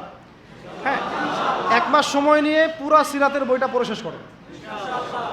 অনেক বই আছে সিরাতের, আমি একটা বইয়ের নাম বলতেছি যেটা খুব পাতলা, মাত্র 120 থেকে 30 পেজের বই, সিরাতে খতামুল আম্বিয়া। সিরাতে খতামুল আম্বিয়া, মুফতি মুহাম্মদ শফি রাহিমাহুল্লাহ তার লেখা, আল্লামা শফি রাহিমাহুল্লাহ তার লেখা সিরাতে খতামুল আম্বিয়া। সিরাতে খতামুল আম্বিয়া বইটা কিনেন, অনলাইনেই পাওয়া যায়, কিনে পড়াশোনা শুরু করেন। এটা সবচেয়ে প্রাইমারি লেভেলের বই, এটা মাদ্রাসায় পড়ানো হয়। এছাড়া রাহিকুল মাখতুম আছে, রহমাতুল্লিল আলামিন আছে, হ্যাঁ, সিরাতে মোস্তফা আছে, অনেক সিরাতের বই আছে। এই বইমেলায় দেখলাম যে সিরাতের মনে হয় আরও 10টা-20টা নতুন বই আসছে। আলহামদুলিল্লাহ, আমার বাসায় সিরাতের এরকম 50-60টা বই আছে, ডিফারেন্ট রাইটারের। না, একটা বিষয় সম্পর্কে কয়েকটা রাইটারের বই পড়লে আপনার একটা ভালো কনসেপ্ট আসবে ইনশাআল্লাহ। যাই হোক, সিরাতটা পড়বেন তো ইনশাআল্লাহ। এই সিরাতের আলোকে আমরা দেখি যে দিন প্রতিষ্ঠা নবীজি করে দিয়ে গেছেন না, যান নাই? তো এইটা প্রতিষ্ঠা করতে গিয়ে অনেককে অনেক স্যাক্রিফাইস করতে হয়েছে। এই স্যাক্রিফাইসগুলো যারা করেছেন তাদের কিছু মহাকাব্য বলে শেষ করতেছে। কেন বলতেছে এটা? যেন আমাদের চলমান অভ্যুত্থানের মহাকাব্যগুলো যেন কালের গর্ভে হারায় না যায়, এই জন্য বলতেছে। আমরা যেন স্মরণ রাখতে পারি এবং আমাদের এটাই শেষ হয়ে যায় না, এই যুদ্ধ বা লড়াই সংগ্রাম হয়তো সামনেও করতে হইতে পারে, তখন আমাদের নিয়াত যেন বিশুদ্ধ থাকে, আমাদের ওই মহাকাব্যের সাথে যেন এই মানুষদের মহাকাব্যের মিল থাকে। আল্লাহ পাক আমাদেরকে তৌফিক দান করে নেন। একজন নারী দিয়ে শুরু করব, মহিষী নারী, তার নাম হচ্ছেন সুমাইয়া রাদিয়াল্লাহু আনহা। নাম মনে আছে? সুমাইয়া রাদিয়াল্লাহু আনহা একজন দাসী, দাস প্রথা ছিল তখন না, দাসী। তিনি, তার স্বামীর নাম ইয়াসির রাদিয়াল্লাহু আনহু, তার সন্তানের নাম আম্মার রাদিয়াল্লাহু আনহু। তারা 3 জনই ইসলাম কবুল করেছেন। আর আবু জেহেল, আবু লাহাব, উতবা সাহেবার যে দারুন নাদওয়া, মানে ওই সময়কার কাফেরদের পার্লামেন্ট, এখনকার অনেকটা ওই ইয়ার মতো আর কি, বুঝে নেন, কাফেরদের পার্লামেন্ট, ওটার নাম কি? দারুন নাদওয়া। বলেন, দারুন নাদওয়া। এটা ছিল ওই মক্কার আবু জেহেলের পার্লামেন্ট। মক্কার আবু জেহেলের পার্লামেন্ট নাম কি? দারুন নাদওয়া। ওখানে সব কিছুর এই শয়তানিগুলার মোজাকারা হইতো আর কি, কথা বুঝতে পারছেন? এখনও কিন্তু দারুন নাদওয়া আছে বিশ্বে, আছে না? এখনকার একটা আধুনিক দারুন নাদওয়া, ঠিক আছে? তো ওইখান থেকে মানে বিল পাস হচ্ছে যে এদেরকে এখন অত্যাচার করতে হবে, নির্যাতন করতে হবে। তো সুমাইয়া রাদিয়াল্লাহু আনহাকে একেবারে শুইয়ে দিয়ে পিটাতে রোদের মধ্যে একদিকে মারা হচ্ছে, আরেকদিকে বলা হচ্ছে যে মুহাম্মদ সাল্লাল্লাহু আলাইহি ওয়াসাল্লামের এই দিনটাকে অস্বীকার করতে হবে। একটু ধৈর্য ধরেন, জাস্ট অল্প কিছু সময়, আমি শেষ করে দিচ্ছি। এই মুহাম্মদ সাল্লাল্লাহু আলাইহি ওয়াসাল্লামের এই দিনটাকে অস্বীকার করতে হবে, না হলে তোমাকে হত্যা করো। সে তো কোনোভাবেই দিন ছাড়তে রাজি নয়। শেষমেশ আবু জেহেল তাকে টিটকারি মেরে বলছিল যে বুঝেছি তুমি আসলে মুহাম্মাদের দিনের স্বার্থে না, বরং মুহাম্মদ সাল্লাল্লাহু আলাইহি ওয়াসাল্লামের সৌন্দর্য দেখে তার মনে হয় আকর্ষণে দিন কবুল করছো। এই কথাটা বলার সাথে সাথেই সুমাইয়া রাদিয়াল্লাহু আনহা একদম তীব্র একটা প্রতিবাদ করেছেন, একটা গালি দিয়েছেন। নষ্ট মানুষের সন্তান নষ্ট, এরকম একটা শব্দ আছে না আমাদের সমাজে, এরকম একটা মারাত্মক মানে শক্ত একটা কথা বলে ফেলছে ওই সিচুয়েশনে। তো এইটা আবু জেহেলের তখন মানে ইজ্জত লেগে গেছে আর কি। তো সে পাশে থাকা একজন ওর মানে সহকারী, তার হাতে একটা বর্ষা ছিল, ওই বর্ষাটা নিয়ে সুমাইয়া রাদিয়াল্লাহু আনহার তলপেট উপরের অংশে বরাবর একেবারে গেঁথে দিয়েছে, এবং এটাতে ফিনকি দিয়ে রক্ত ছোটা শুরু হয়েছে, এবং এতেই তার শাহাদাত হয়ে গেছে। ইসলামের ইতিহাসে আমাদের উম্মতের মুহাম্মদ সাল্লাল্লাহু আলাইহি ওয়াসাল্লামের কাছে কোরআন আসার পরে কিয়ামত পর্যন্ত যত ঘটনা ঘটবে, এই পুরো ঘটনার ইতিহাসের প্রথম শহীদ হচ্ছেন এই সুমাইয়া রাদিয়াল্লাহু আনহা। সর্বপ্রথম রক্ত দিয়ে দিন কায়েমের, রক্ত দিয়ে দিন প্রতিষ্ঠার এই মহাকাব্য রচনা করে গেছেন সুমাইয়া রাদিয়াল্লাহু আনহা। তারা কি দুনিয়ার কোনো স্বার্থে রক্ত দিয়েছিলেন? হ্যাঁ, তারা কি উপদেষ্টা হওয়ার জন্য রক্ত দিয়েছিলেন? তারা কি কোনো রাষ্ট্র ক্ষমতা পাওয়ার জন্য রক্ত দিয়েছিলেন? গনিমত পাওয়ার জন্য? শুধু এক আল্লাহকে রাজি খুশি করার জন্য তারা এই কাজগুলো করেছেন। পরবর্তীতে আল্লাহ পাক তাদেরকে গনিমতও দিয়েছেন, রাষ্ট্রও দিয়েছেন, রাষ্ট্র ক্ষমতাও দিয়েছেন, সবই দিয়েছেন। তাদের কারো উদ্দেশ্য ছিল না, তাদের উদ্দেশ্য ছিল দিন প্রতিষ্ঠা করা, দিনকে প্রচার করা, প্রতিষ্ঠা করা, মানুষের মাঝখানে ছড়িয়ে দেওয়া আল্লাহর কালিমা লা ইলাহা ইল্লাল্লাহ মুহাম্মাদুর রাসূলুল্লাহ প্রতিষ্ঠা করা। আমাদের এই অভ্যুত্থানগুলো, বিপ্লবগুলোর যেন নিয়াত ঠিক থাকে, কথাটা বলার উদ্দেশ্য এটাই। অপোজিটে একটা দলিল আপনাকে দিয়ে যাচ্ছে আজকে। খায়বার যুদ্ধ থেকে ফেরার সময় নবী সাল্লাল্লাহু আলাইহি ওয়াসাল্লামের সাথে আরেকটা যুদ্ধ হয়ে গেছে। উৎপেতে ছিল, দূর থেকে তীর নিক্ষেপ করেছে নবী সাল্লাল্লাহু আলাইহি ওয়াসাল্লাম এবং সাহাবীরা এটাকে প্রোটেক্ট করেছেন। একদিন দুই দিন ওখানে থাকতে হয়েছে। এর মধ্যে একটা তীর এসে আল্লাহ নবী সাল্লাল্লাহু আলাইহি ওয়াসাল্লামের এই যে একটা খাদেম, সম্ভবত তার নাম মিদআম, কি নাম, এই মিদআমের বুকে এসে লাগে এবং সে মারা যায়। সাহাবীরা বলতে থাকেন যে সে কত সৌভাগ্যবান, নবীর খাদেম ছিল, শহীদ হয়ে গেল। নবীজি বলছেন না, লা, বরং আমি ওকে জাহান্নামে দেখতেছি, নাউযুবিল্লাহ। তখন সাহাবীরা অবাক হয়ে জিজ্ঞাসা করলেন যে এটার পিছনে কারণ কি? নবী সাল্লাল্লাহু আলাইহি ওয়াসাল্লাম বলেন, খায়বার যুদ্ধের গনিমত থেকে একটা চাদর না বলে নিয়েছিল এই কারণে। খায়বার যুদ্ধের গনিমত থেকে একটা চাদর না বলে নেয়ার কারণে এই অবস্থা হয়েছে। তখন অন্য অনেকেই কিছু কিছু করে জিনিস সামনে আনা শুরু করলেন, এমনকি মেসওয়াক, হ্যাঁ, কাপড়, ছোট ছোট একটা গাছের ডাল, যারা একটা মেসওয়াকও নিয়েছে হয়তো না বলে, তারাও জমা দেওয়া শুরু করল। নবীজি বললেন এটা ছিল জাহান্নামের অংশ। এটা কি ছিল? জাহান্নামের অংশ। এখন বলেন, তাহলে যদি গন্তব্য উদ্দেশ্য আল্লাহ সন্তুষ্টি না হয়, তাহলে অনেক সময় অনেক ত্যাগেরও মূল্য পাওয়া যায় না। এরকম অসংখ্য ঘটনা আছে। যেমন ইয়াসির রাদিয়াল্লাহু আনহু, এই সুমাইয়া রাদিয়াল্লাহু আনহুর স্বামী, তাকেও একইভাবে হত্যা করা হয়েছে। তিনিও মহাকাব্য রচনা করেছেন। যদি আমরা দেখি বেলাল রাদিয়াল্লাহু আনহুর কথা, তাকে কিভাবে পিটানো হয়েছে আপনারা সবাই কম বেশি জানেন। আরবের জাস্ট গরমে যদি একটা ওমরা করেন তাহলেই বুঝতে পারবেন যে গরমটা কেমন হতে পারে। কয়েকদিন আমাদেরকে রাস্তায় নামাজ পড়তে হয়েছে, এত ভিড় ছিল, ওখানে সেজদা দেওয়ার মতো কোনো পরিবেশ থাকে না, এত মানে গরম। ওখানে দাঁড়িয়ে থাকলে আপনার পায়ে মনে ফোসকা পড়ে যাবে। ওখানে একটা মানুষকে সারাদিন শুইয়ে রাখা হলে উত্তপ্ত বালুর মধ্যে, উপরে যদি পাথর চাপা দেওয়া হয়, আর সে তখনও বলতে থাকছে আহাদুন আহাদ, আল্লাহ এক, আল্লাহ এক, তাহলে তার ইমানের জজবা চিন্তা করে। এই জীবন মহাকাব্য রচনা করেছে। এই জন্য বেলাল রাদিয়াল্লাহু আনহু সেই ব্যক্তি যিনি মক্কা বিজয়ের পরে কাবা ঘরের ছাদে উঠে আজান দিয়েছেন, সুবহানাল্লাহ। চিন্তা করা যায়, তিনি সেই ব্যক্তি যার কথা নবী সাল্লাল্লাহু আলাইহি ওয়াসাল্লাম যখন আলোচনা করতেন তখন বলতেন যে বেলাল, যখনই আল্লাহ আমাকে জান্নাত দেখান তখন তোমার পায়ের আওয়াজ আমি আগে আগে শুনতে পারি। তুমি কি এমন আমল করো?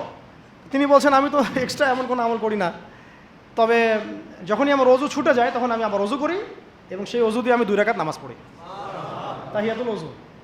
এটা আমরা আমল করার চেষ্টা করবো। আল্লাহ পাক আমাকে তৌফিক দান করেন, আপনাদেরকে তৌফিক দান করেন। উহুদ যুদ্ধ চলছে, শুরু হবে যুদ্ধ, সবাই শুনছে। ঠিক সেই সময় একজন সাহাবী হানজালা রাদিয়াল্লাহু আনহু সদ্য বিয়ে করেছে, যুদ্ধের ডাক এসেছে, চলে গেছেন এবং যুদ্ধ করতে করতে তিনি শহীদ হয়েছেন। যুদ্ধের পরে তার লাশটাকে দেখা গেল যে সেই লাশটা মাটি থেকে শূন্যে ভেসে আসে এবং লাশ থেকে পানি ঝরে পড়তেছে। নবীজি বললেন যে সাল্লাল্লাহু আলাইহি ওয়াসাল্লাম যে ফেরেশতারা তাকে গোসল দিচ্ছে, সুবহানাল্লাহ। এটাও মহাকাব্য, এগুলো মহাকাব্য, রচনা করে যাওয়া মহাকাব্য। তো হানজালা রাদিয়াল্লাহু আনহুর এই ঘটনাটা আপনারা পড়বেন। এরপরে অনেক আছে, আমি বলতে থাকলে অনেক সময় চলে যাবে। 8ম বছরের দিকের কথা আর কি। তখন ততদিন হুদাইবিয়ার সন্ধিও হয়ে গেছে এবং কাজা উমরাও আদায় হয়ে গেছে এবং খায়বার যুদ্ধ জয় হয়ে গেছে। খায়বারের পরের কথা এটা আর কি, যে হারিস বিন ওয়াইদা, তুমি এই চিঠিটা নিয়ে যাও, ওই রোমকদের কাছে যাবা। তখন তো সুপার পাওয়ার 2টা, রোমানরা এবং পার্সিয়ানরা। তো এখনকার ওই যে এই কন্টিনেন্টের ন্যাটো আর ওই কন্টিনেন্টের চায়না রাশিয়ার মতো, যেটা বলতেছে তো তো সে গেল ওখানে। সুরাহবিল আল গাসসানি একজন শাসক ছিলেন ওইখানকার সিরিয়ার। তো সে ওই চিঠিটা দেখে বলতেছে যে আচ্ছা ঠিক আছে বসো, দেখি কি করা যায়। চিঠিতে লিখা আছে ইসলাম কবুল করেন, আল্লাহ পাক শান্তি বর্ষণ করবেন, আসলিম তাসলিম। ওই যে নবী সাল্লাল্লাহু আলাইহি ওয়াসাল্লাম চিঠি আছে না একটা রাষ্ট্রপ্রধানদের কাছে, তো সে চিঠি পড়ে উদ্ধত আচরণ। আমি এখানকার আমির, আমাকে ওই মক্কার মেষপালকরা চিঠি পাঠায়, ভাবতে এরকম না। তো কে চিঠি নিয়ে আসছে? যে হারিস বিন উবাইদ। আচ্ছা ওকে বসাও। হারিস বিন উবাইদা রাদিয়াল্লাহু আনহুকে রাষ্ট্রদূত, কিন্তু তিনি রাষ্ট্রদূতকে তারা নির্মমভাবে হত্যা করলো। কথা বুঝতে পারছেন? এবার নবী সাল্লাল্লাহু আলাইহি ওয়াসাল্লামের কাছে খবর যখন আসছে রাষ্ট্রদূতকে হত্যা করেছে। আমার সাহাবীকে, কয়জন সাহাবীকে হত্যা করেছে? 10 জন, 20 জন, 100 জন না একজন সাহাবীকে হত্যা করার প্রতিশোধ নেওয়ার জন্য নবী সাল্লাল্লাহু আলাইহি ওয়াসাল্লাম 3000 বাহিনীর একটা জিহাদি কাফেলা তৈরি করলেন। 3000 বাহিনী কাফেলায় তিনি নিজে নেতৃত্ব না দিয়ে বললেন যে এই কাফেলার নেতৃত্ব দিবে আমার প্রিয় ভাজন, তাকে তার পালক পুত্র বলা হতো এক সময়, যায়েদ ইবনে হারেসা রাদিয়াল্লাহু আনহু। কোন যায়েদ? তায়েফের সফরের সঙ্গী, তায়েফের সফরে একজন সাহাবী তার সাথে ছিলেন, তার নাম যায়েদ ইবনে হারেসা। যখন তায়েফবাসী নবীজিকে মারছিলেন, যায়েদ ইবনে হারেসা রাদিয়াল্লাহু আনহু তার বুক দিয়ে নবীকে জড়ায় ধরেছিলেন যে আমার গায়ে আঘাত লাগুক, তার গায়ে না লাগুক। এই সাহাবী যায়েদ ইবনে হারেসা রাদিয়াল্লাহু আনহু তাকে পতাকা দিয়ে বললেন এই মোতার যুদ্ধের আমির হচ্ছে যায়েদ ইবনে হারেসা। যদি যায়েদ ইবনে হারেসা শহীদ হয় তাহলে পতাকা বহন করবে জাফর ইবনে আবি তালেব, আমার চাচাতো ভাই। কোন জাফর? যিনি আবিসিনিয়ায় গিয়েছিলেন মুসলিমদেরকে নিয়ে হিজরত করতে, মনে আছে? যিনি বাদশাহ নাজাশির সামনে কোরআন তেলাওয়াত করার, সূরা মারিয়াম তেলাওয়াত করার কারণে বাদশাহ নাজাশির চোখ দিয়ে দরদর করে পানি পড়তে শুরু করেছে। ওই বাদশাহ নাজাশিও পরে ইসলাম কবুল করেছে, আলহামদুলিল্লাহ। জাফর রাদিয়াল্লাহু আনহু পতাকা বহন করবে যদি যায়েদ ইবনে হারেসা শহীদ হয়। এরপরে যদি জাফরও শহীদ হয়, পতাকা বহন করবে আমার আরেক প্রিয় ভাজন সাহাবী আব্দুল্লাহ বিন রাওয়াহা রাদিয়াল্লাহু আনহু। আব্দুল্লাহ বিন রাওয়াহা রাদিয়াল্লাহু আনহু, যাকে যে কোনো মুহূর্তে যদি বলতেন ইসলাম নিয়ে একটা শের বলেন, একটা কবিতা বলেন, ইনস্ট্যান্ট তিনি শের বলে ফেলতে পারতেন। এত সুন্দর, এত উন্নত কাব্য প্রতিভা ছিল তার মধ্যে। এই নষ্ট সংস্কৃতি না, তাদের সংস্কৃতি ছিল একেবারে খাঁটি তাওহীদের সংস্কৃতি। এমনকি কাবা তাওয়াফ করছেন তিনি, তখন কাবা তাওয়াফ করছেন বিদায় কাজা উমরা আদায় করার সময় নবীর সামনে তিনি ঘুরছেন এবং আবৃত্তি করছিলেন একটা কবিতা কাফেরদেরকে আঘাত করার জন্য। এই কাফেররা দেখো, তোমরা যাকে বের করে দিয়েছিলে তিনি আজকে সসম্মানে এখানে ঘুরতেছে। ওমর রাদিয়াল্লাহু আনহু বলছিলেন যে কাবা তাওয়াফ করার সময় তুমি এগুলো বলছো? নবীজি বলেন ওকে ছেড়ে দাও, সে এমন বাক্য তিলাওয়াত করতেছে, মানে এমন বাক্য সে চয়ন করেছে যেগুলো কাফেরের অন্তরে বর্ষার চাইতেও বেশি বিদ্ধ হচ্ছে, তাকে বলতে দাও। এই হলো আব্দুল্লাহ বিন রাওয়াহা রাদিয়াল্লাহু আনহু, নবীজির অত্যন্ত প্রিয় ভাজন সাহাবী। আব্দুল্লাহ বিন রাওয়াহা যদি শহীদ হয় তাহলে তোমরা তোমাদের মধ্য থেকে একজনকে আমির নিযুক্ত করে নিও। সাহাবীরা বুঝে ফেললেন এই সফরে আমরা 3 জনই শহীদ হতে যাচ্ছি, কারণ একটা সফরে কখনো 3 জন আমিরের প্রয়োজন হয় না, হয় না। এবার তারা গেলেন, তারা কখনো আশাও করেন নাই ওখানে যা দেখবেন। ওখানে গিয়ে দেখলেন যে 1 লক্ষ রোমান সৈন্য সামনে এসে দাঁড়িয়েছে। কত লক্ষ? এবং একেবারে ফুল প্রশিক্ষিত, একদম ফুল আর্মড ফোর্সড। আর এর সাথে তাদের সাহায্যকারী দলেও আছে আরও 1 লক্ষ সৈন্য। মোট কয় লক্ষ? এদিকে কতজন? যুদ্ধ হওয়া সম্ভব? আসলে কি সম্ভব? সম্ভব না। যুদ্ধ কিন্তু সম্ভব না। আমরা তো আগে সংখ্যা গরিষ্ঠ হওয়ার কথা চিন্তা করি। কোনো যুদ্ধে ইসলাম সংখ্যা গরিষ্ঠতা দিয়ে জিতে নাই। ইসলাম জিতেছে ঈমানের বদৌলতে, শুধু ঈমানের বদৌলতে। আমরা সংখ্যা দিয়ে কখনো বিজয় লাভ করতে পারি নাই। এখন এবার সাহাবীরা মাশওয়ারা করতেছেন রাত্রেবেলা, আমরা কি করব? কালকে যুদ্ধ করব, নাকি মদিনায় ফিরে যাব, নাকি রাসূলকে খবর পাঠাবো, নাকি কোনো বিকল্প ফোর্স নিয়ে আসার ব্যবস্থা করব, কি করব? তখন সাহাবী, ওই যে বললাম আব্দুল্লাহ বিন রাওয়াহা রাদিয়াল্লাহু আনহু দাঁড়ালেন। তরুণ সাহাবী, আপনাদেরকে বলতেছে, তরুণ সাহাবী দাঁড়িয়ে বলছেন যে হে আমার ভাইয়েরা, আমরা এখানে কি জন্য এসেছি? হয় আমরা এই যুদ্ধ করব, শহীদ হব, না হলে আমরা গাজী হব। আর আপনারা যে বিষয়টাকে ভয় করছেন আসলে কিন্তু আমরা সেটা পাওয়ার জন্যই এসেছি, তার নাম শাহাদাত। আপনারা যেটাকে ভয় করছেন যে আমরা এখানে গেলে মারা যাব, ওটার জন্যই তো আমরা এত দূরে এসেছি। আমরা গাজী হই অথবা শহীদই হই, আমাদের জন্য আজর আল্লাহর কাছে লেখা থাকবে। তো তার এই মানে এমন ঈমানদীপ্ত ছিল ভাষণটা, আমি তো ওটা বলতে পারলাম না, আরবিতে তিনি বলেছেন। এতে মানে উৎফুল্ল হয়ে বা ইন্সপায়ার্ড হয়ে সাহাবীরা আর দ্বিতীয়বার ভাবলেন না, ঠিক আছে কালকে যুদ্ধ হবে। এবার পরের দিন যুদ্ধ শুরু হল। এটা কি সম্ভব যুদ্ধ? প্রথমে যায়েদ ইবনে হারেসা রাদিয়াল্লাহু আনহু পতাকা নিয়ে ঘোড়া ছুটা আগায় যাচ্ছেন, এবং একটা আঘাতও পিছন থেকে করার সাহস হচ্ছে না তাদের, সব আঘাত তারা সামন থেকে করছেন। এক পর্যায়ে যায়েদ রাদিয়াল্লাহু আনহুর এই মানে গায়ের মধ্যে তারা বর্ষা নিক্ষেপ করে। বর্ষা তো আগেকার বড় বড় বল্লম বর্ষা ছিল, এবং একটা বর্ষা তার গায়ে যখন লাগে তিনি পড়ে যান, এবং এই অবস্থা আস্তে আস্তে তার শাহাদাত হয়। পতাকা পড়তে দেন নাই, পতাকা নিয়ে নিয়েছেন জাফর ইবনে আবি তালিব রাদিয়াল্লাহু আনহু হাতে, এবং জাফর রাদিয়াল্লাহু আনহু যুদ্ধ করতে থাকেন, এত বীর বিক্রমে যুদ্ধ করতে থাকেন যে এক পর্যায়ে তিনি তার নিজের কালো এবং লাল ডোরাকাটা ঘোড়া ছিল, সেই ঘোড়ার পা নিজেই কেটে ফেলেন, যে আমার যেন পালিয়ে যাওয়ার মন না উঠে কখন ঘোড়া, তারা যেন আমার ঘোড়া ইউজ করতে না পারে। সাহাবীরা বলছেন তার শাহাদাতের পরে তার বডির মধ্যে আমরা এরকম 50টা থেকে 60টা এরকম আঘাতের দাগ দেখেছি, একটাও দেহের পিছনে ছিল না, সব সামনে ছিল। যুদ্ধ করতে করতে এক পর্যায়ে তার ডান হাতটা কেটে পড়ে যায়, এরপরে তিনি বাম হাতে পতাকা উঠায় নেন, কাফেররা বাম হাতটাও কেটে ফেলে। এরপরে তিনি বুকের সাথে পতাকাটাকে এইভাবে জড়িয়ে রাখেন, বুকের সাথে পতাকাটাকে এইভাবে জড়িয়ে রাখেন, পতাকা পড়তে দেন নাই। একজন রোমান সৈন্য তাকে আঘাত করে এবং তার দেহটা দ্বিখণ্ডিত হয়ে যায়। এই খবর নবী সাল্লাল্লাহু আলাইহি ওয়াসাল্লাম ওই মদিনায় বসে বসেই পাচ্ছিলেন। তিনি বললেন এইমাত্র যায়েদ শহীদ হলো, এইমাত্র জাফর শহীদ হলো। একটু তিনি কান্নার ভাব চলে আসলো, একটু পরে নবীজি হেসে দিলেন। সাহাবীরা বলছেন আপনি হাসছেন কেন ইয়া রাসূলুল্লাহ? তিনি বলছেন যে জাফর এর ডান হাত প্রথমে কেটে গেছে, তারপর বাম হাত কেটে গেছে। আল্লাহ রাব্বুল আলামিন তাকে এই দুইটা কাটা হাতের বিনিময়ে জান্নাতে দুইটা বড় বড় পাখা দিয়েছে, এইটা দিয়ে তিনি জান্নাতে ঘুরে বেড়াচ্ছেন আর ফল খাচ্ছেন। তার নাম হয়ে গেল জাফর আত-তাইয়ার, জাফর আত-তাইয়ার, পাখাওয়ালা। এরপরে পতাকা হাতে নিলেন সেই আব্দুল্লাহ বিন রাওয়াহা রাদিয়াল্লাহু আনহু, তিনিও তো বীর বিক্রমে যুদ্ধ করতে লাগলেন। এক পর্যায়ে তিনি একটু কান্না করেছিলেন। সাহাবীরা বলছেন আপনি কি ভয় কান্না করতেছেন? জি না, আমি ভয় কান্না করছি না, বরং কোরআনের একটা আয়াত আমার মাথায় আসছে বলে আমি কান্না করছি।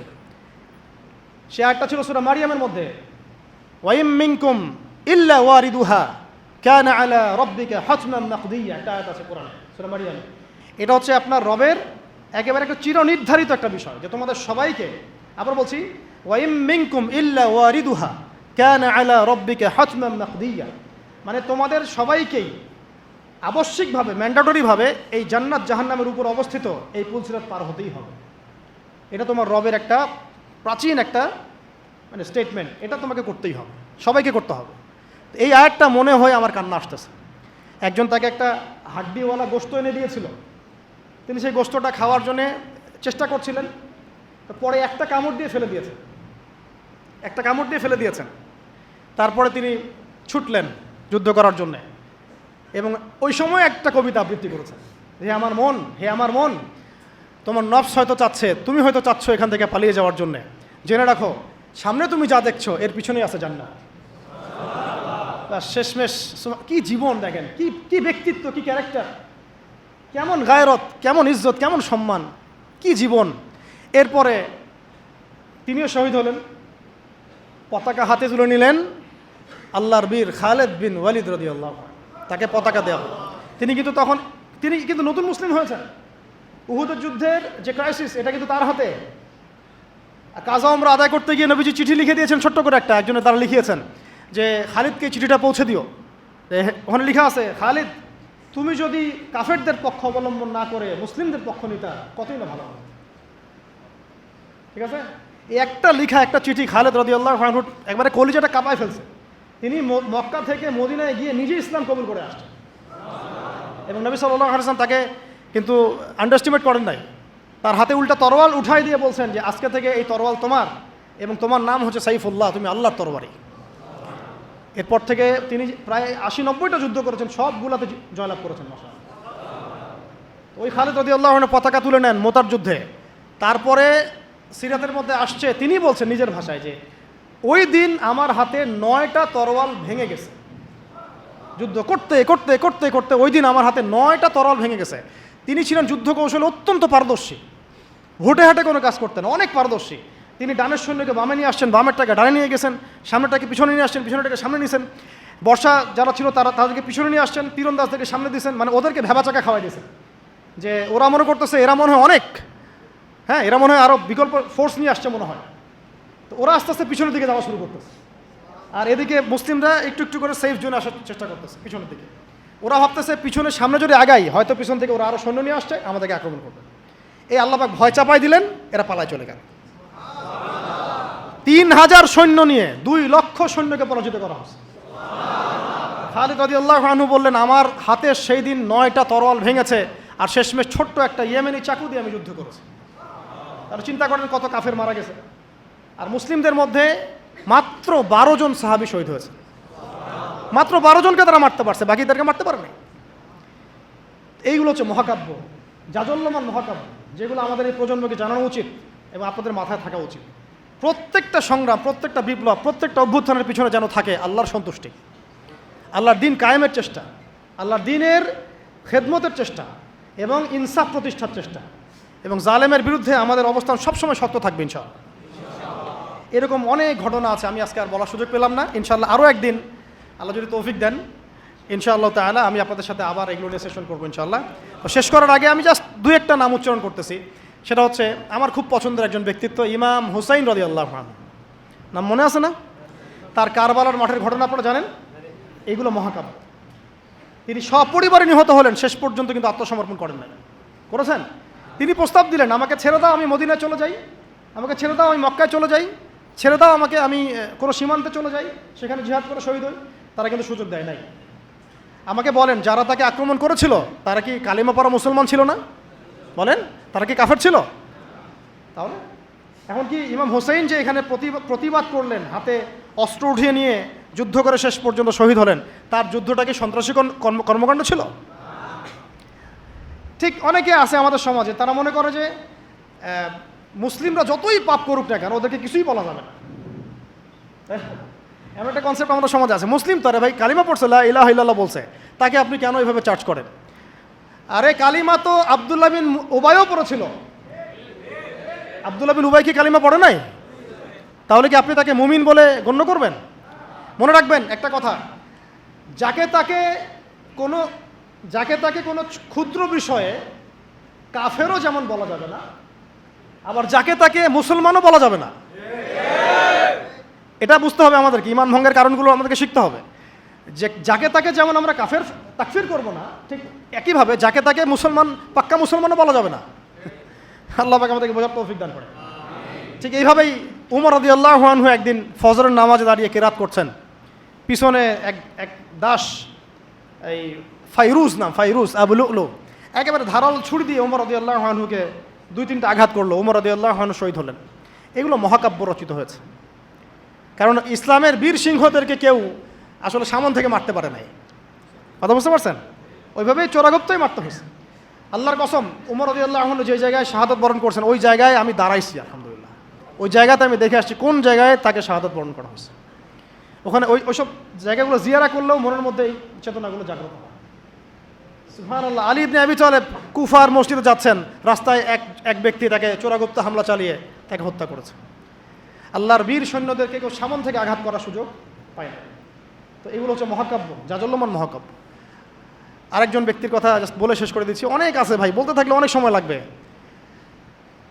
রাজি একটা জায়গার নাম, ওখান থেকে কিছু লোক আসছে, এসে বলছে, ইয়া রাসূলুল্লাহ, আপনি আপনার কিছু সাহাবীকে পাঠান, আমরা ইসলাম কবুল করব। ট্র্যাপ। আপনারা কেউ ভালো করে খেয়াল রাখবেন এগুলা, যে কেউ যখন তখন যাই বলবে হ্যাঁ করতে যাবেন না। মানুষের কথার পিছনে, ওদের কাজের পিছনে উদ্দেশ্য বোঝার চেষ্টা করবেন, ঠিক আছে? সবসময় কিন্তু আবেগে ভাসতে হবে না। আমরা কিন্তু এই জায়গায় ভুল করতেছি, অনেক ভুল হচ্ছে মাঝখানে। আমরা বিনয়ের সাথেই তাদেরকে বলবো যে ওলামায়ে কেরামদের সাথে মাশওয়ারা করে সিদ্ধান্ত নিতে, তাহলে ইনশাল্লাহ ভুলটা কম হবে ইনশাআল্লাহ, ঠিক আছে? তো নবীজি 10 জনকে পাঠালেন, তারা দাওয়াত তো কবুল করেই নাই, হঠাৎ রাজি নামক জায়গায় তাদেরকে ঘিরে ফেলে 3 নিক্ষেপ করে 10 জন সাহাবী 7 জনকে শহীদ করে ফেললো। ট্র্যাপে। মানে এমনও আছে যে ওয়াজ মাহফিলে ডেকে মানুষ অনেক আলেমদেরকে মানে খারাপ কিছু করে ফেলাইছে। হ্যাঁ, এরকম হিস্ট্রি আছে। তো সতর্ক থাকতে হবে। সতর্ক থাকার চেষ্টা করা। এখন 3 জন সাহাবী যুদ্ধ চালিয়ে যাচ্ছেন, তারপরেও তার মধ্যে একজন হচ্ছেন খুবাইব রাদিয়াল্লাহু আনহু। কি নাম? নাম বলেন। খুবাইব রাদিয়াল্লাহু আনহু। খুবাইব রাদিয়াল্লাহু আনহুকে এক পর্যায়ে মানে আর কতক্ষণ পারা যায়, 100 জন ঘিরে ফেলছে, আমরা 10 জন, 3 জন 7 জন শহীদ হয়ে গেছে, 3 জন বাকি আছে, কতক্ষণ পারা যায়? তো তারা বললো যে তোমরা পাহাড় থেকে নেমে আসো, তোমাদেরকে ছেড়ে দিব। 3 জন মাশওয়ারা করছেন, না না নামা যাবেন, নামলে কিন্তু ওরা আমাদের ধরে ফেলবে। তারপরে বাধ্য হয়ে এক পর্যায়ে নামতে হয়েছে। নামার সাথে সাথেই একজনকে তারা মেরে ফেলছে, বাকি 2 জনকে তারা মক্কায় বিক্রি করে দিয়েছেন। ওই মক্কার 2 জনের মধ্যে একজন হচ্ছেন খুবাইব রাদিয়াল্লাহু আনহু। কি নাম? খুবাইব রাদিয়াল্লাহু আনহু। আরেকজনের নাম আসিম রাদিয়াল্লাহু আনহু। আসিম রাদিয়াল্লাহু আনহু। আসিম রাদিয়াল্লাহু আনহুকেও তারা হত্যা করেছে এবং তার লাশটাকে বিকৃত করার চেষ্টা করেছিল। কিন্তু আসিম রাদিয়াল্লাহু আনহু ওই সময় দোয়া করেছিলেন, আল্লাহ আমার লাশকে কোনো কাফের হাতে বিকৃত হতে তুমি দিও না। যুদ্ধ করতে করতে কথাটা বলেছেন, কারণ তিনি বুঝতে পারছেন যে 100 জন ঘিরে ফেলছে। ওদের একটা ট্রেডিশন ছিল লাশ বিকৃত করা, যে আল্লাহ আমার লাশটাকে তুমি কোনো কাফের হাতে বিকৃত করতে দিও না। তখন আল্লাহ রাব্বুল আলামিন তার শাহাদাতে পড়ে এক ঝাঁক ভেমরুল পাঠায় দেন, তারা তার গায়ের উপর বসে পড়ে, কোনো কাফের তাকে হাত দিতে পারে না। আল্লাহ তাকে এভাবে সাহায্য করেন। তো প্রিয় ভাইয়েরা, অনেক আলোচনা হলো, করতে থাকলে সারা রাত চলে যাবে, একদিনে তো সব বলা যাবে না। তো ইনশাআল্লাহ আমরা প্রতি মাসে যদি একটা করে সেশন করতে পারি, ইনশাআল্লাহ তাহলে আমাদের জন্য অনেক প্রফিট। আজকে আমরা যে বিষয়টার দিকে ফোকাস করার চেষ্টা করলাম, যে মহাকাব্য রচনা করতে হবে আল্লাহর জন্য। মহাকাব্য শুধু আমরা এবারই প্রথম রচনা করি নাই, আমাদের এই বাপদাদা পূর্বপুরুষ একদম সলফে সালেহিনের যুগ থেকে শুরু করে চিরায়ত এই যে 1400 বছর ইতিহাস, বহু যুদ্ধ হয়েছে, বহু বিপ্লব, বহু সংগ্রাম, বহু গণ অভ্যুত্থান। কিন্তু যে অভ্যুত্থানগুলোর উদ্দেশ্য ছিল শুধু দুনিয়া, সেই অভ্যুত্থানগুলো কখনো দীর্ঘস্থায়ী হয় নাই। যে অভ্যুত্থানগুলোর উদ্দেশ্য ছিল, বিপ্লবগুলোর উদ্দেশ্য ছিল শুধুমাত্র দুনিয়ার স্বার্থ হাসিল করা, সেগুলো কশ্চিনকালেও পরকালে কোনো আজর পাবে না। আর যে বিপ্লব, যে গণ অভ্যুত্থানগুলো শুধুমাত্র আল্লাহকে রাজি খুশি করার জন্যে, আল্লাহর দ্বীনের জন্যে, তার নবীর জন্যে, ইসলাম প্রতিষ্ঠার জন্যে কায়েম করা হয়েছে, সংগঠিত হয়েছে, শুধুমাত্র সেগুলোই দুনিয়াতেও সফল হয়েছে, পরকালও সফল হবে ইনশাআল্লাহ। এবং আমাদের এই ভাইদের ত্যাগগুলোকে আমরা যেন বিফলে যেতে না দেই। এই নতুন বাংলাদেশে তাদের যে মহাকাব্য, এগুলোকে যেন আমরা স্মরণ করে রাখি। এবং এই স্মরণীয় করে রাখতে হলে আমাদেরকে এই মানুষগুলোর মতো মহাকাব্য রচনা করতে হবে। আল্লাহ পাক আমাদের সবাইকে কথাগুলো বোঝার তৌফিক দান করেন।